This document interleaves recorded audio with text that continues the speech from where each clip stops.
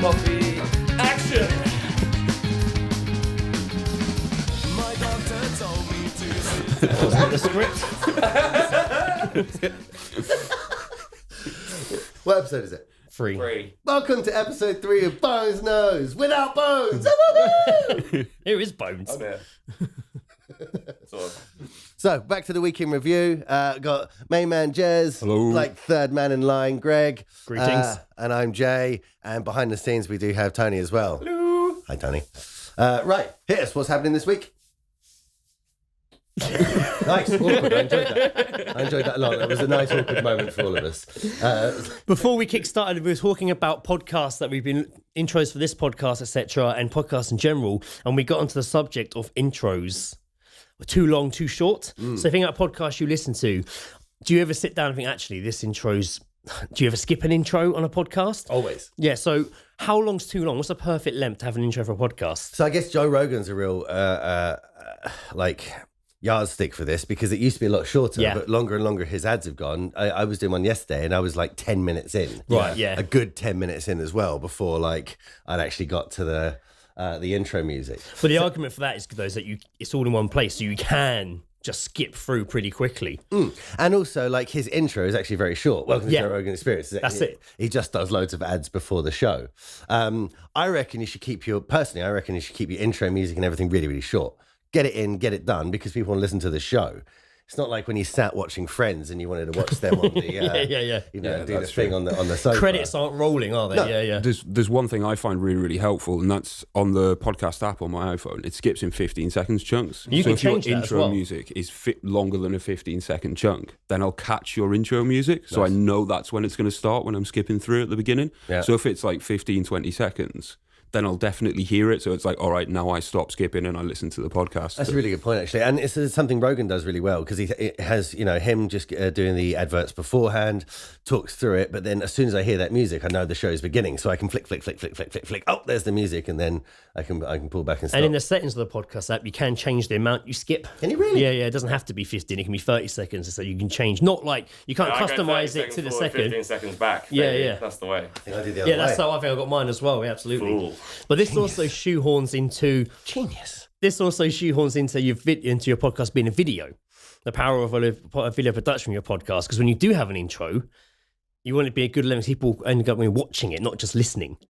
So is it going to be a short amount of time that's going to engage you enough, or are you going to be? You don't really skip when you're watching on YouTube unless it's long enough to start clicking along the time stream at the bottom. And I suppose when it's visuals, you've got a little extra leeway because Exactly. you can have some animation, you can have something visually interesting to keep you interested. But at the same point, how many people watch podcasts? Loads, sure. But how many people listen to podcasts? I still think you should keep that real short, just for everyone who's listening to it because they want to get into the actual meat of the conversation. So I've obviously been listening to podcasts for many years now, but I still, with like Joe Rogan, for example, if it's a guest I like, 9 times out of 10, I actually have it playing on YouTube, but I'm not watching it. It's listening on my headphones while I'm working, and I tip the tab away, and occasionally I'm like, oh, who's that?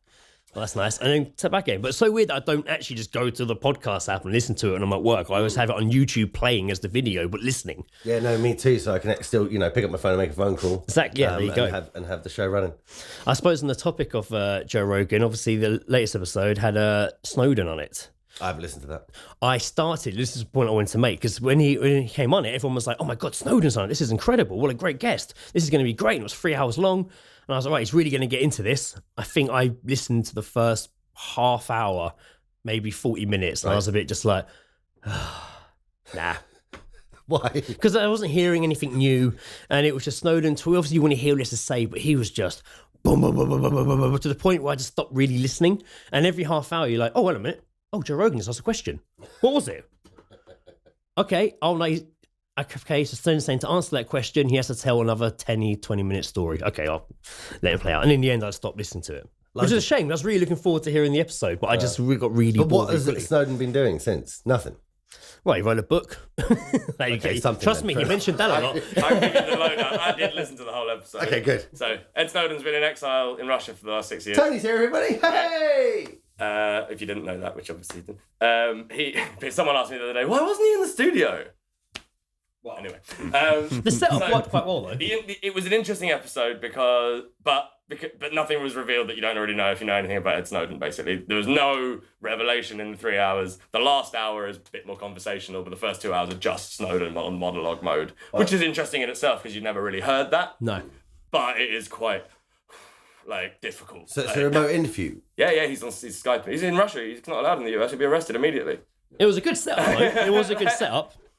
Obviously, Joe Rogan's have like the best setup for that phone in. Sure. And it was a really good setup. But it was quite interesting, Snowden's honest opinions from the get-go, where he was like, I didn't know who you were. And I looked you up and I saw your logo and it was this bald grinning guy with a third eye. And I was like, oh God, not this guy. That's a bad image. Like, I was like, especially, in my world, that's a bad image to have. And that wasn't very professional. And he kind of told Joe this straight from the get-go. Yeah. And Joe was like, oh, okay, I like to mislead people a bit, keep them on their toes. Like, yeah, he kind of basically, in not quite as bluntly, but it was like, if you didn't have Bernie on, effectively, I wouldn't be here. Joe's been legitimised by Bernie Sanders to a whole crowd of people that thought he was a fucking Nazi before that was on.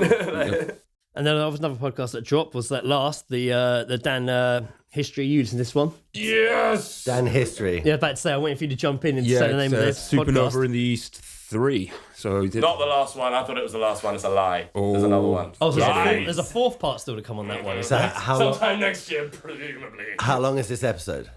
3:45.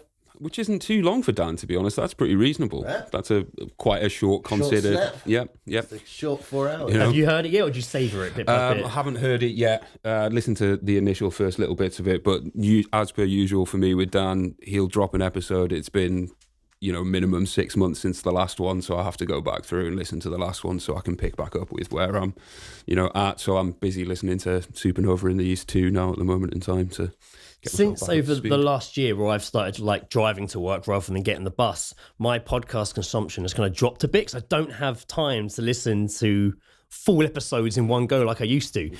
Rather than getting 2 buses to work and it taking me, an hour-ish, I'd get an episode and then the next episode, a bit of that in as well. Now I'm just in the car and podcast.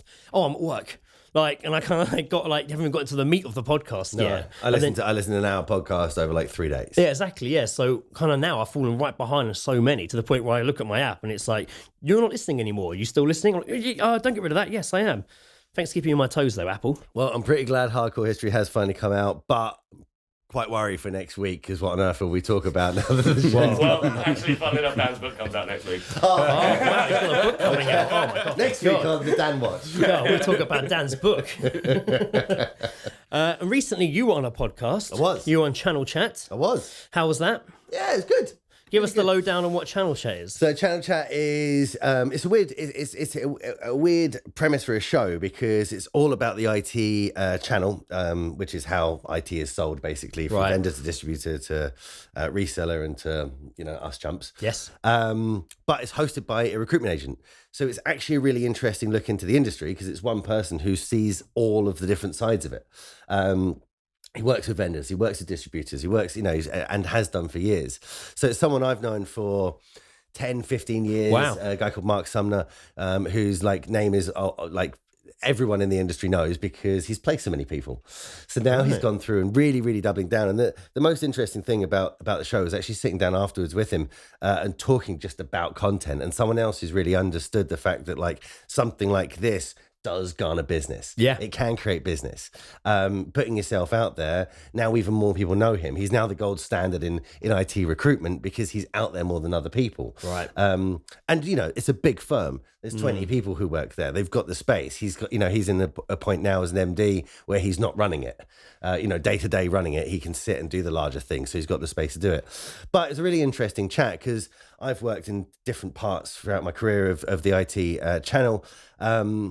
I'm really interested in talk about it from now as a marketer because the IT industry is a little bit behind actual weirdly content. Right. They don't use tech very much for it. They like a white paper or a webinar. And guess what? The 90s we liked webinars. Yeah, okay, yeah. Kind of sticking to what they know and what worked before. Yeah, and it doesn't, and it's really weird because there's an awful lot of money in the industry, but they don't seem to be innovating necessarily with their marketing. Right. It's lots of the same thing over and over again. And now lots of that is because the tech or the people within the industry seem to be split in two. It's kind of sales and tech want to know things. Yeah. And, you know, there's an awful lot, if you start going into IT security, for instance, there's an awful lot to work out. And, you know, they don't want to see fluffy, it could, you know, don't worry, you could be protected. They want to see how and why and where. But I still think, and it's kind of what came from the podcast we had, there's still a lot of space to create more engaging content, because how many people are moving into that tech space now who are 20, 25, and they don't necessarily want to sit and read a 74-page white paper. They want to listen to the podcast of it, or watch the video of it, or at least be introduced to that white paper from something like this. So it was a really, really interesting show, and like an awful lot of fun to be on. So what was different about you being a guest on this podcast is that previously when you've guested on a podcast, you're usually over Skype or Zoom. True. It's very rare you actually have to travel somewhere to be in the room where the podcast is being recorded. But this time you're actually there, sat in their studio. How was that as an experience? Good setup. Really nice setup. It's much like ourselves. It's so easy to set this up. It's why it blows me away that more people don't do content like this, because we're currently running this off 3 phones, 3 mics, right? And you'll see after it's put together, you can really cut together good content from that. They had a simple DSLR, camera that everybody has if you've taken photos ever, or a relatively inexpensive, and some stuff to record it straight onto a laptop. From that, bam, and you get yourself a good room, have a nice backdrop, and you're recording. And I think what they're doing really, really well on Channel Chat is it's about the content. Yeah. It's about the guests you're getting on. It's about the content. It's about the conversations being had, because those conversations are being had at like exhibitions and conferences, but not into the public. Like, people aren't actually talking about this and seeing it. So it's a really clever way of taking those conversations that people have been having for 20 years and putting it out there. I thought it was quite interesting because if you're doing it in your office or at home on your phone, you're in your environment, so you're quite relaxed. You're quite good at it. You can kind of go to another environment, a bit like a chameleon, and make it seem like you're meant to be there, and as if you've been there all along. Whereas if I was going somewhere completely different than a podcast, I don't quite know how I would be in the environment, if I'd be relaxed to get what I need to say out. So I'm quite curious to know how it was to go into a whole different environment and being like, right, now I've got to be me in someone else's house. Well, it's kind of what I do for a living, though, isn't it? I guess so. It's kind of what I do for a living. I'm constantly going into new environments, sitting down, having to kind of, present myself. One of the comments that came from, I think, LinkedIn or Instagram after posting the show was someone was saying, like, I really love your passion. And I was saying we were kind of having a conversation in the comments, and I really think it's important. Like, it's important to be high energy in this. There's no point 3 people sat down and like, no one cares, right? Don't do the show if you're not going to like put something into it. And so they were saying on the show, it's you look like you're full of beans and full of energy. Only for that hour. Yeah. Like, I'm happy to go and be relaxed and chilled out after the fact, but for that hour, get involved, do it really well. And it was actually really, really easy because Mark made it a real nice environment. I saw there were beers. There were the beers that always helps. Was it brown ale that you were drinking? No, it wasn't Newcastle. No, they were the Italian beers. But what's really interesting about these videos, about content and release, me and Mark haven't seen each other for 10 years. Right. Maybe a little less, 8 years or something. If we have, I saw him across an office because he was, taking a new starter into, or something like that, or speaking to the MD. When we saw each other, we were like, hi, went in for a handshake, and we're like, nah, and did the bro hug. And then afterwards, we were both like, that's weird. Why did we hug? It's because we see each other all the time. Yeah. Like, I see him all the time. Like, he sees my videos all the time. Like, we know each other from this. And I think it's kind of a unquantifiable benefit you get from this kind of content is that people actually get to know you. They know your face, yeah. Something Rogan was saying on a recent episode is like, people know him. Yeah. Like, when people say it, they're like, hey, how's Ari? His butt's still fat. How's your back? How's your neck? And because it feels like I've hung out with that guy for 4.5 years, even though there's no in big chunks of hours at a time as well. People probably more than your own friends. Yeah. But that was a real example of exactly that happening. Just on a low level. Neither me nor Mark are putting up Rogan numbers, but we see each other enough that like you feel connected with the person, and from that, it made it a real nice show. And then we had a few beers afterwards, and just a really nice bunch who really, really get the content. Okay. I suppose talking about getting your content out there, we've seen small little things, but people are starting to almost advertise and put little nuggets of content on Pornhub. has arisen recently. You might have seen that. Well, I heard tell. Like, for example, like, you know, it's not so much of a business, but Kevin Smith made a short Pornhub video to promote Jay and Silent Bob Reboot. Oh, really? The Pool Boy. Where it's like him coming to watch Jay's pool, and it's all done like 70s porno, and he released that on Pornhub as like a little. yeah. Okay, I'm going to go straight on Pornhub. I mean, it is on After this, just to watch that. I mean, it is on YouTube as well, but he was obviously just I'm going gonna go on for Pornhub, the novelty of it being on Pornhub. But we've had a discussion of like, what would be the pros of doing that? I'm not saying everyone go get your business out on Pornhub, but it's definitely something that's starting to appear because Wheeler Walker Jr. released one of the songs from his last album on Pornhub. Right, That was okay. probably so he could do more with the video. that's it. So there's a point I was going to get to. I suppose at the moment, there's obviously a lot less red tape on Pornhub. So you can be a bit more liberal with your videos. Whoa, we can't show that. What are you doing? And a point Jess made in the conversation is that it's probably a bit easier to monetize as well. Yeah, well, you're much less likely to get demonetized, I would imagine, on Pornhub than what you are on YouTube. Sure. And from a simple numbers perspective, you look at, realistically, what is a video streaming service and platform. Pornhub's one of the few ones that could actually compete with YouTube. Right, yeah, of course. If you think of size and the amount of people who regularly use it. Yeah. About ads per page as well. Yeah, ads per page. A lot more ads. Ads everywhere. Yeah. Whereas YouTube couldn't do that. People would stop watching that shit. Let's stick a podcast production advert on Pornhub. Yeah, that'd be interesting. Someone get Pornhub on the phone.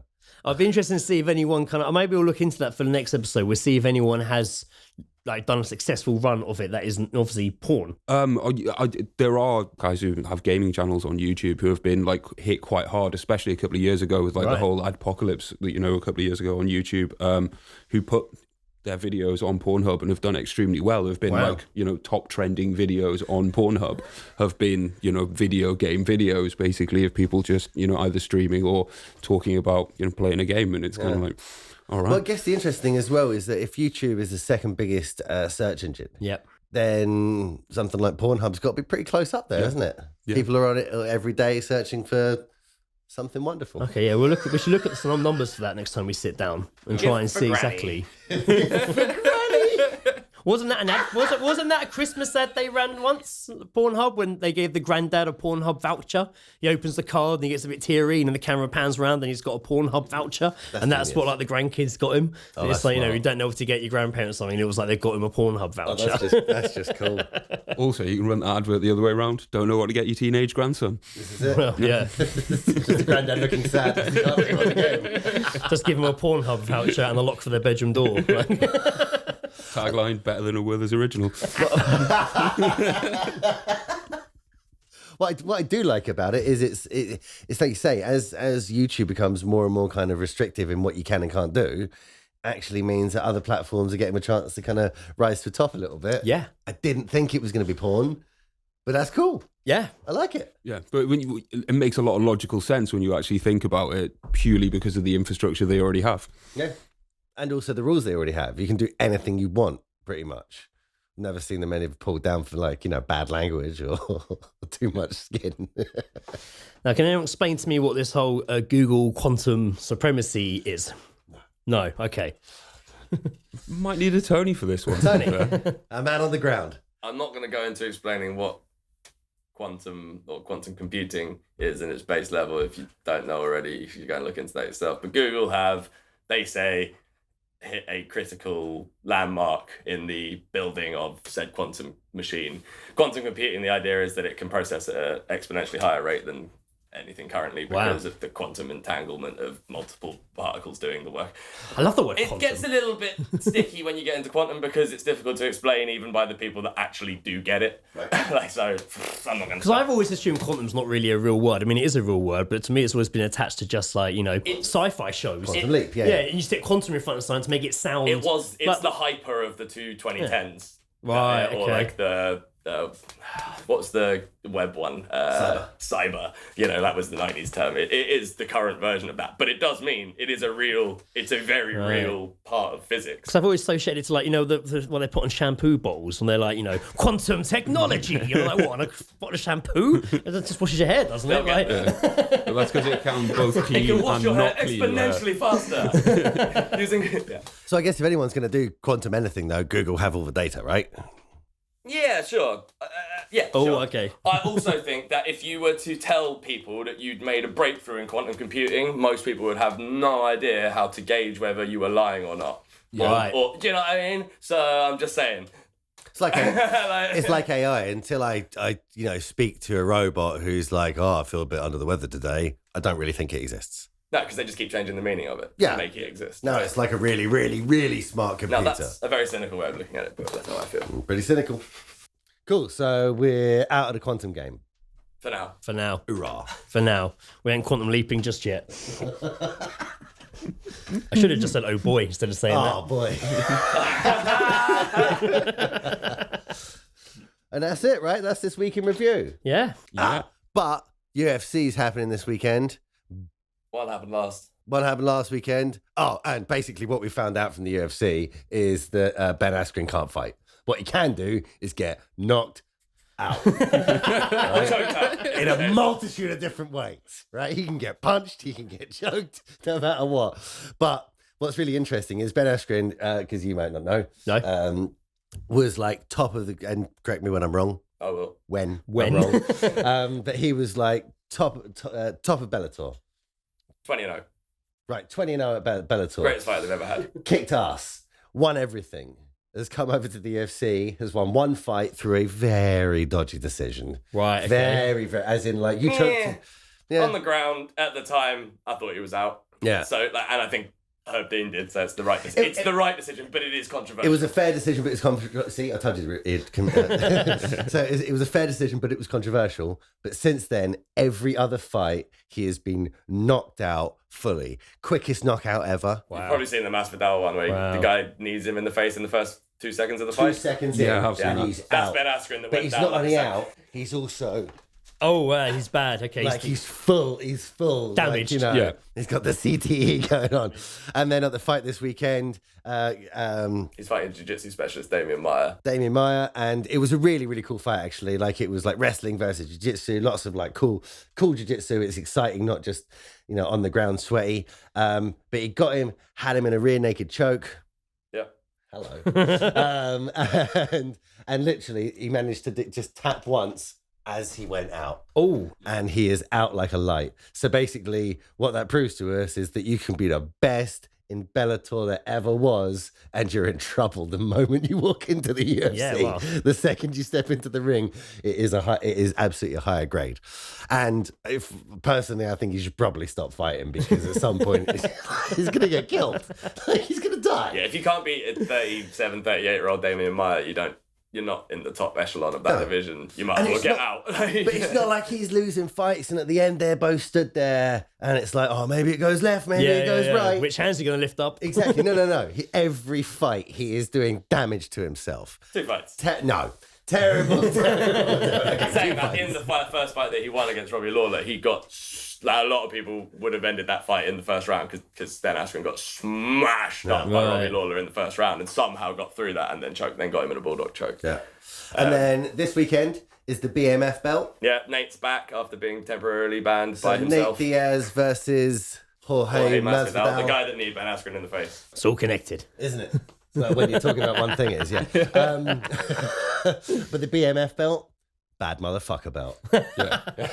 A belt that doesn't exist, but those two have made. They just made the belt before the fight. It's a real belt. Oh, wow. Yeah, like Just because they're the baddest motherfuckers alive. So, big controversy. Controversy. Well, unfortunately, I've been doping, so I can't say that word. Much like Nate Diaz was said to have done. Accused. Thank you. Words. It's very early. Not even accused. Just told that they were going to go through a process of investigating like an irregular sample from him, and he just came out and was like, "No, I'm not going to keep quiet. I'm going to tell everyone about this. I can't believe you're doing this to me." And yeah, Basically said he was pulling out. He was like, I'm not doing it. If you started it, no, I've been, you know, so everyone then assumed that he'd actually been caught with something. Turns out he's clean. no, yeah, it turns out basically because he came out, USADA then sped up the investigation significantly because they didn't want him to pull out of the fight, and then they found nothing wrong. Clean as a So whistle. they weren't going to do it that quickly. They were going to let the fight happen and then drag it on for the next few months, and that was basically, he was like, no, Yeah. I don't want that. Like, So this weekend is 244 It's a good card, actually. It's a really, really good card. But mostly, I just want to see the bad motherfucker belt because Nate is a killer. And quite frankly, so is Masvidal. So it should be an awesome fight. Stay up late, wake up early, whatever you got to do. It's the comeback Conor belt. Really. Yeah. It's the, like, if whoever wins this fight, that's how they lure Conor back in without giving him a real belt. Yeah. Like, And if he doesn't come and fight those two people, then he should just shut up and just disappear. But if Conor, you're listening, I love you. And I'm sorry. We can review? One other thing for sport, England beat New Zealand in the Rugby World Cup. In the Rugby. semi-finals. Smushed them. Rugby. Proper smushed them at the weekend. It was beautiful. Smushed them. And we're in the final against South Africa next weekend. And is that, like, were we due to do that? Did everyone think we were going to do that? Well, New Zealand haven't lost a World Cup game since 2007, I think it was. But we lose them all the time? We lose to them we lose to New Zealand quite a lot. We don't lose to too many other people very often. But basically, New Zealand are just by far and away the best rugby team in the world. Has been for pretty much a decade and a half at least. Very regularly have that period of dominance. So it's quite a big thing to knock them out of a World Cup semi-final. How badly did we smush them? Pretty well, to be fair. We didn't look like we were going to lose the game. We controlled them really, really well. Dominated like territory and possession and stuff. We were really, really good. I did see a lot of people on Facebook suddenly become rugby fans that I hadn't realised were rugby fans before. Oh yeah, knockout stages. Exactly me. I played a lot of rugby when I was a kid, but you know, it's the perfect time. We're into a World Cup final. This is when Jez becomes a rugby fan. And the beautiful thing about it is we played Australia in the quarters, then New Zealand in the semis, and now we got South Africa in the final. So it's like the Southern Hemisphere demolition. Antipodean So that makes it sound cool. Because otherwise we might have played Wales in the final, and that's just boring and, you know, not good if they beat us. So that's the final, is this Next Saturday? weekend. It's next weekend, yeah. Next weekend. Weekend coming. Weekend coming. Same day that the fight's on. Yeah, but 9 a.m. Great day. Great day for sport. Yeah. Be a lot Sweet. to catch up on the next review then. Great. Ooh, segue. You gonna close it? You're the No, I'm done. That's me. I'm you. finished. Thanks for listening. I've been Greg.